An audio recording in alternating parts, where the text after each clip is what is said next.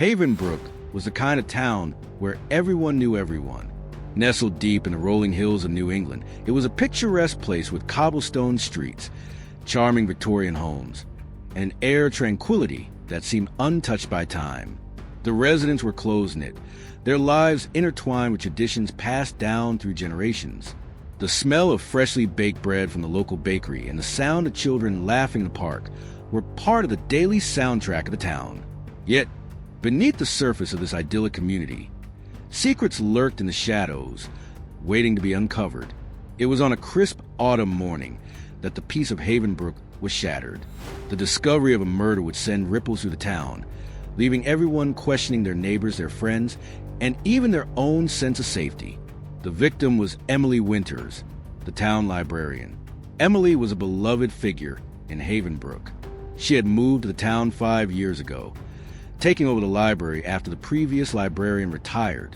Emily's warm smile and welcoming demeanor quickly made her a fixture of the town.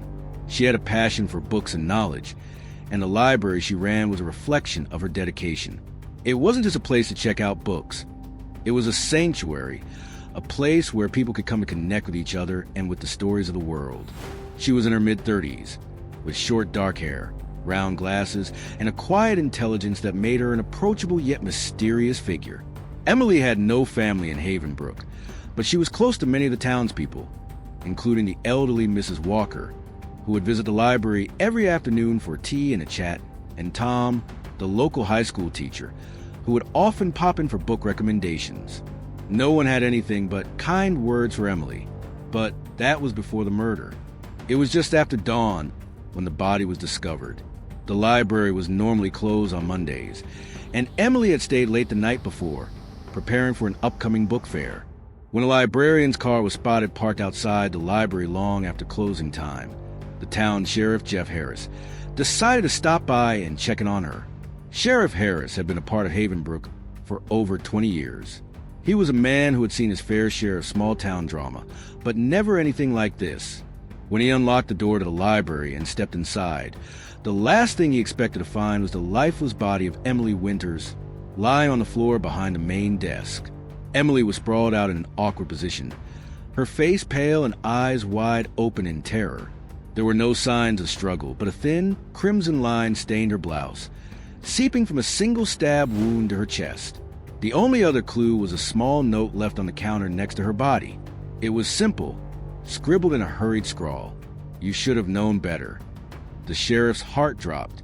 It wasn't the kind of message you expected to find in a quiet town like Havenbrook. It was the first time in his career that he had been faced with a murder that felt personal. An attack that seemed to be directed at someone with a history, someone who had a life that could be disrupted. Sheriff Harris immediately called for backup. As he stood there, surveying the scene, his thoughts raced. Who would want to hurt Emily? And why? The news of Emily Winters' murder spread quickly through Havenbrook. The once calm and peaceful town was now gripped by fear. People began to whisper in the streets, and even the most mundane conversations were colored by suspicion. The sheriff's office was inundated with questions, theories, and rumors. Everyone wanted to know who had killed Emily and why. Sheriff Harris knew that in a small town like this, secrets were as common as the leaves on the trees. It wasn't uncommon for people to hide things from each other, for long-buried resentments to surface, or for jealousy to simmer beneath the surface. But this murder, this felt different. This wasn't the typical small-town crime. This was something personal. The first order of business was to interview those closest to Emily. The first person on the list was Mrs. Walker, the elderly woman who had become Emily's close friend. Mrs. Walker had been one of the first to visit the library that morning, hoping to check out her usual stack of romance novels. She was devastated to learn of Emily's death.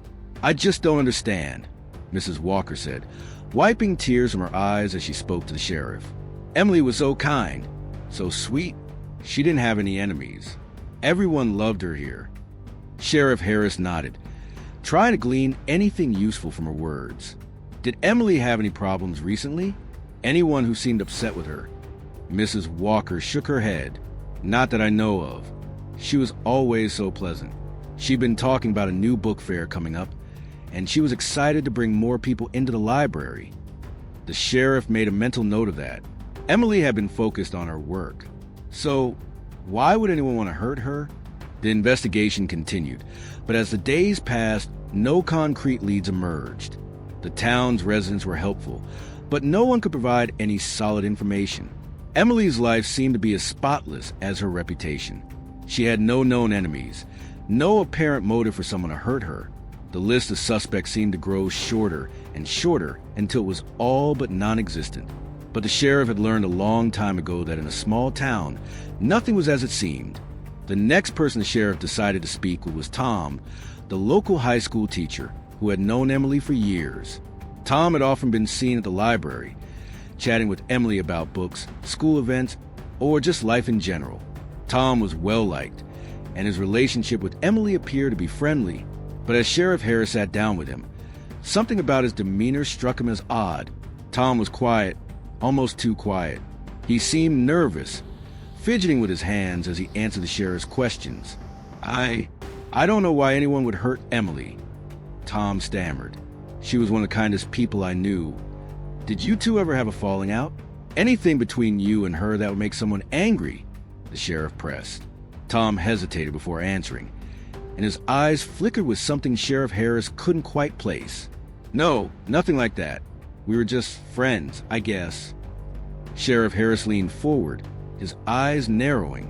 "Are you sure about that? Because it's hard to believe that Emily didn't have anyone upset with her. No one lives a perfect life." Tom swallowed hard.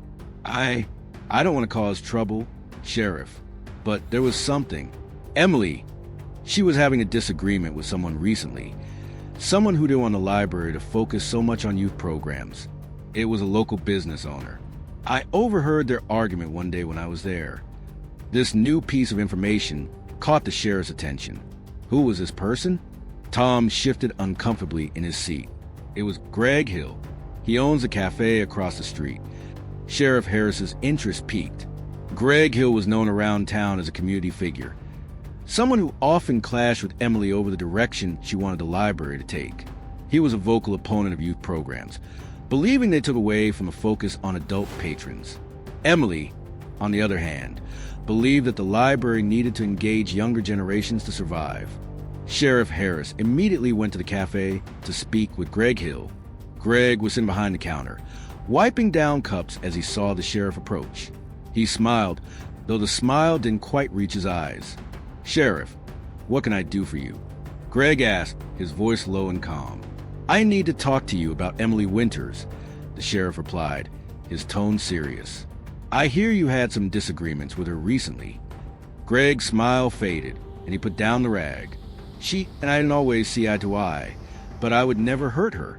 She was a good woman, even if I disagreed with her about the library." "Why do you like her youth programs?" the sheriff asked, leaning in slightly. Greg shrugged, his eyes darting around the room. "I just thought they were a waste of money. We need to focus on the adult population. The library isn't a daycare center. Sheriff, we've got enough problems in this town already. We need to focus on what brings in the business, not what drains it." Sheriff Harris nodded, sensing a deeper frustration in Greg's voice. "And you had a disagreement over this? Was that the last time you spoke to her?" Greg stiffened, clearly uncomfortable with the line of questioning. "Yeah, we had a heated argument, but that's all it was. Just words. Emily knew I didn't like the youth programs, but it wasn't personal." The sheriff studied him closely. There was something off about Greg's response, something he couldn't quite put his finger on. The sheriff decided to dig deeper into Greg's background. Maybe there was more to the story than just a simple disagreement. The old town records were stored in dusty, mildew-smelling boxes in the library's basement. It was a place few ever ventured, and even fewer had the patience to sift through the disorganized papers. But Sheriff Harris knew this was where Emily had been spending her time before her murder. If there was something in Havenbrook's past that had led to her death, it was most likely buried here. As Harris made his way down the narrow stairs, the air grew thick and oppressive. The dim light flickered overhead as he rummaged through piles of brittle, yellowed pages. He pulled out several land deeds from the 1800s, most of them related to property around the town's lake. The lake was small, but it held significance in Havenbrook's early history. It was where many of the town's founding families had settled. One deed, in particular, caught his attention.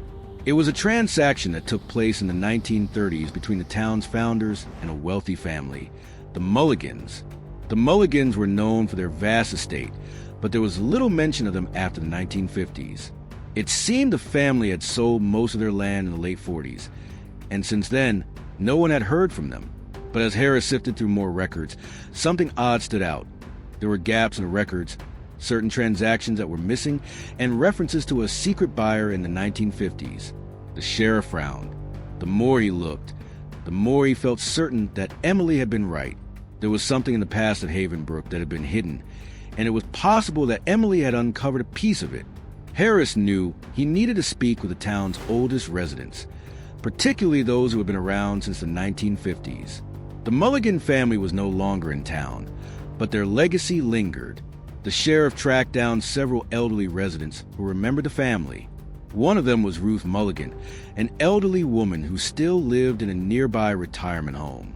Her memory was clouded, but she had been a child when her family left Havenbrook. "I remember my father saying something about a land," Ruth said, her hands trembling as she clutched her cane. "He said we had to sell it to keep up appearances. There were rumors, something about my grandfather's business dealings and some land they had hidden, but no one ever talked about it much. I always thought it was just old family gossip. Do you think that land is still important?" Harris pressed.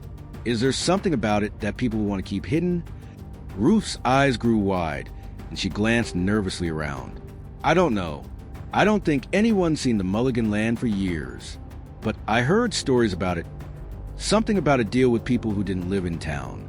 Outsiders who came in, but they weren't from around here. I don't know, Sheriff. I can't remember much." Ruth's vague responses left Harris with more questions than answers. The sheriff felt like he was getting closer to something significant, but the pieces were scattered and unclear. After speaking with Ruth Mulligan, the sheriff couldn't help but circle back to Greg Hill. Hill's Cafe had always been at the center of town life, but now it seemed more than just a business rivalry was at play. Could Greg's involvement in the town's history go deeper than his frustrations with Emily's youth programs? Harris knew that Greg had been an outsider when he first moved to Havenbrook, but he had gradually worked his way into the fabric of the community. He had always been the town's entrepreneur, the one who had fought to keep Havenbrook thriving in an increasingly digital world. But something about his recent hostility toward Emily struck the sheriff as odd. It was more than just a disagreement over books. It was as if Greg had something personal at stake. The sheriff went to visit Greg again, hoping to uncover more. Greg's cafe was busy, with the usual crowd of town residents milling about. As soon as the sheriff entered, Greg looked up from the counter, his usual smile vanishing. "Sheriff, back again?" Greg greeted him, though there was an edge to his voice. "Got a few more questions for you, Greg," the sheriff said, taking a seat at the counter. "I've been digging into the town's history, and I'm starting to wonder if there's more to your issues with Emily than you're letting on." Greg's demeanor shifted, his brow furrowing as he set down the coffee pot. "What are you talking about, Sheriff?" "I've been talking to the old-timers," Harris continued. "I'm hearing things about land deals, about people who've been in Havenbrook for generations, and it looks like Emily was starting to uncover something." Greg's face paled. He didn't speak at first, but the sheriff could see the weight of the question hanging in the air. "I didn't have anything to do with her murder," Greg said finally, his voice low. "But yes, I know about the land deals. My grandfather, he was involved. But Emily was digging in places she shouldn't have. She was looking into things that didn't concern her." Sheriff Harris leaned in closer, sensing a breakthrough. "What things, Greg? What didn't she understand?" Greg's gaze hardened, and for a moment, the sheriff thought he might not get an answer. But then Greg spoke quietly, his voice trembling. "Some things are better left forgotten, Sheriff. There's a reason people don't talk about the Mulligans and that land. If Emily had gotten too close, someone would have silenced her." As Sheriff Harris dug deeper into the history of the Mulligan land and its connection to the town, he finally uncovered the final piece of the puzzle, an old contract signed in secrecy, detailing the land sale to a private corporation that had ties to people from outside Havenbrook. The land had been sold off to cover debts, and the buyer was a powerful figure with interests that reached beyond the town. Emily had uncovered this contract just days before her death. She had been planning to expose the truth, to bring light to a dark chapter in Havenbrook's history. And that's what had gotten her killed. Greg Hill, though not directly involved in the murder, had been a key figure in keeping the town's secrets buried. His family had benefited from the land deal, and Emily had been a threat to that. In the end, the motive was greed for land, for power, and for the preservation of the status quo. The murder of Emily Winters revealed a harsh truth. In small towns where everyone knows everyone else's business, secrets often run deep. Even the most seemingly perfect communities can harbor dark histories, and sometimes the truth is buried so far beneath the surface that it takes a tragedy to bring it to light. The lesson here is that the past is never truly gone. It lingers, waiting to be uncovered, and when it is, the consequences can be deadly. As for Havenbrook, the town would never be the same. The secrets that had been buried for decades were now out in the open, and the people of Havenbrook would have to face the consequences of their history. The death of Emily Winters, though tragic, had forced the town to confront its past, and in doing so, perhaps it would begin the